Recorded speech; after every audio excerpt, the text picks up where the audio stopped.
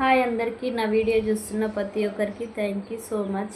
ఆగండి video skip చేయకుండా ఒక్క నిమిషం వీడియో చూడండి.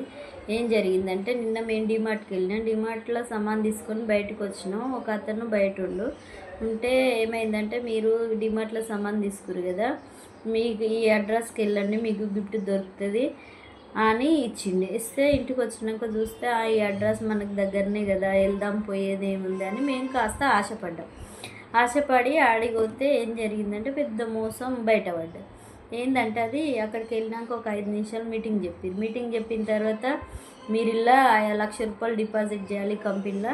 ₹1,00,000 డిపాజిట్ చేస్తే మీకు నెలకు 10,000 ఇంట్రెస్ట్ వస్తుంది అని చెప్పారు.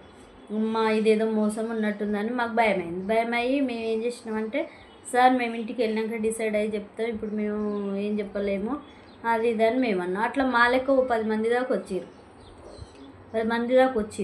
వాళ్ళందరికీ ఏంది వీళ్ళు అంత ఇట్లా అయ్యారు అని మాకు డౌట్ వస్తూనే ఉంది.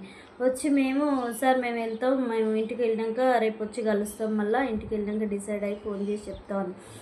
లేదు మీరు వచ్చినందుకు కంపల్సరీ మీరు అందరు కట్టాల్సిందే అంటే మేమందరం మాట్లాడుకొని ఏం చేసినాం అంటే, ఇక మీకు కంప్లైంట్ ఇస్తాం మీ మీద, ఇదేదో మోసం ఉన్నట్టుందని పోలీసులకు ఫోన్ చేస్తాం అది ఇదని మొత్తుకున్న తర్వాత ఏమొద్దులే ఇల్లు అని అన్నారు వాళ్ళు. అంటే మేము ఇక బయటకు వచ్చినాం ఇట్లా జరిగిందని అందరూ అనుకోరు.